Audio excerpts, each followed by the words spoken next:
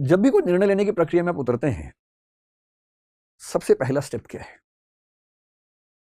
सबसे पहला स्टेप है ये देखिए कि निर्णय की प्रक्रिया में उतरने से पहले आप निष्पक्ष और तटस्थ हैं या नहीं हैं। एक शब्द होता है तटस्थ, जिसको अंग्रेजी में बोलते हैं न्यूट्रल।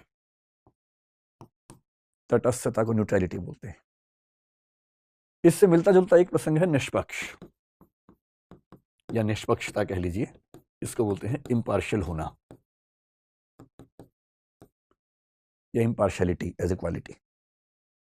ये मैं कह रहा हूं कि निर्णय की प्रक्रिया में उतरने से पहले, बाद में तो जो होगा देखेंगे। जैसे हमारा समाज इस समय बहुत सारे सामाजिक राजनीतिक मुद्दों से घिरा हुआ है। जैसे एक मुद्दा कुछ दिन पहले आया, जो हिजाब का मुद्दा जिसको हम कहते हैं। कर्नाटक से एक डिबेट उठी हिजाब की।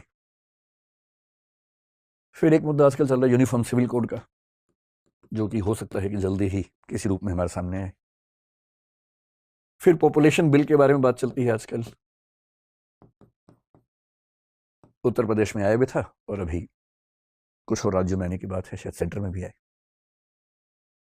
एक मुद्दा पिछले कुछ दिनों से कन्वर्जन का आप सुन रहे होंगे, धर्मांतरण का। लव जिहाद का मुद्दा सुन रहे होंगे। सारे मुद्दे हमारे सामने आते रहते हैं। हम इन सब पे बात करेंगे समय के साथ, धीरे धीरे इन सब पे बात करेंगे।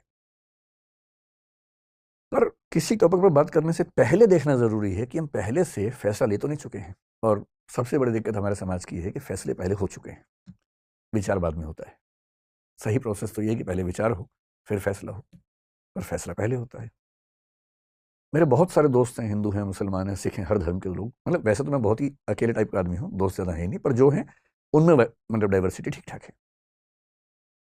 मैंने क्लासेस में भी देखा और मैंने पाया कि हिजाब की बात आते ही कोई मुस्लिम बच्चा जनरली इस भाव से देखता है कि नहीं ये गलत हो रहा है हमारे साथ, और कई हिंदू बच्चे इस भाव से देखते हैं कि एकदम सही और होना चाहिए और होना चाहिए।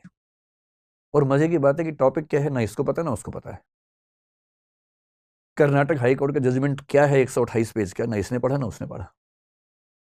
कर्नाटक सरकार का क्या डायरेक्शन आया था, रूल क्या था, ना इसने पढ़ा ना उसने पढ़ा। और फैसले का एग्जैक्ट मतलब क्या है किसी को नहीं पता। पर हम टॉपिक शुरू होने से पहले ही राय बना के चलते हैं। E.H. कार एक बड़े अच्छे विद्वान हुए हिस्ट्री में। उनकी एक किताब है बड़ी अच्छी, हिस्ट्री, इतिहास क्या है, व्हाट इज हिस्ट्री। बड़ी अच्छी किताब है। उन्होंने साबित किया कि हिस्ट्री के बारे में आप कुछ भी कह लीजिए, कितने फैक्ट्स हैं, इतने प्रमाण हैं, सब बेकार की बातें हैं। अंततः इतिहासकार के दिमाग में जो बैठा हुआ है वो साबित वही करता है। इसलिए मार्क्सिस्ट हिस्टोरियन लिखेंगे तो आप पाएंगे सबके निर्णय लगभग एक जैसे आते हैं, और जो नेशनलिस्ट हिस्टोरियंस हैं उनके फैसले एक जैसे आते हैं हमेशा। किसी हिस्टोरिकल फिगर को लेकर सोच लीजिए, अकबर की बात कर लीजिए, औरंगजेब की बात कर लीजिए। एक धारा के फैसले हमेशा एक से आएंगे, दूसरी धारा के फैसले हमेशा एक से आएंगे। ऐसी माइंडसेट से अगर हम चलेंगे, और हमारी यूनिवर्सिटीज में तो यही होता है। बहुत रोचक बात है, यूनिवर्सिटीज में टीचर्स बटे हुए हैं कि ये मार्क्सवादी है, ये भाजपाई है। और मैं सोचता हूँ कि जो आदमी देश को पढ़ाने की जिम्मेदारी संभालता है यूनिवर्सिटी में, वो एक विचारधारा से बंध कर चीजों को देखने का आदी कैसे हो सकता है? उसके अंदर इतना वैचारिक साहस क्यों नहीं है कि किसी मुद्दे पर मेरी विचारधारा से बेहतर राय किसी और विचारधारा की भी हो सकती है? ये साहस क्यों नहीं है? और इसलिए जो बात यूनिवर्सिटीज तक में मिस होती है तो समाज में तो कहां से आएगी? विश्वविद्यालय का तो काम है समाज को सही दिशा देना, वही नहीं है तो समाज में कहां से आएगी? पहले कोशिश कीजिए न्यूट्रल होने की, तटस्थ होने की, कि मुद्दे को समझने से पहले ना मैं इस तरफ हूं ना मैं उस तरफ हूं। हिजाब की बात है, मुझे नहीं पता, मैं पहले स्टडी करूंगा पूरा। स्टडी करने के बाद मामला ठीक लगेगा तो मैं कहूंगा हाँ ये ठीक है, गलत होगा तो बोलूंगा गलत है। पहले क्यों फैसला करूं? ये तो बहुत बेसिक सी बात है। न्यूट्रलिटी ही जब रियल सिचुएशंस में आती है उसको बोलते हैं निष्पक्षता, impartiality in the specific situations. और ध्यान रखना है, निष्पक्ष नहीं रह पाने के भी दो तरीके होते हैं। निष्पक्ष का मतलब है कि भाई मैं एक्स और वाई के झगड़े में ना एक्स की तरफ हूं ना वाई की तरफ हूं। जैसे मान लीजिए दो बच्चों में झगड़ा हो जाए और उनमें से दोनों की मम्मियां नीचे आ जाएं।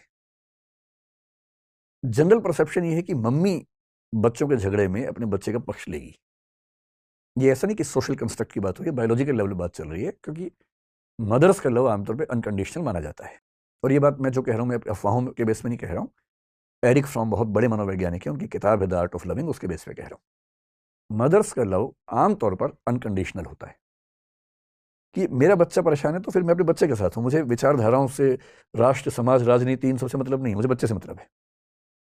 इसलिए यदि कोई मदर बहुत ऑब्जेक्टिव है अपने बच्चे के मामले में तो वो बहुत बड़ी बात है। जनरली इस बात की संभावना ज़्यादा है कि वो थोड़ा-सा उसके पक्ष में खड़ी होगी।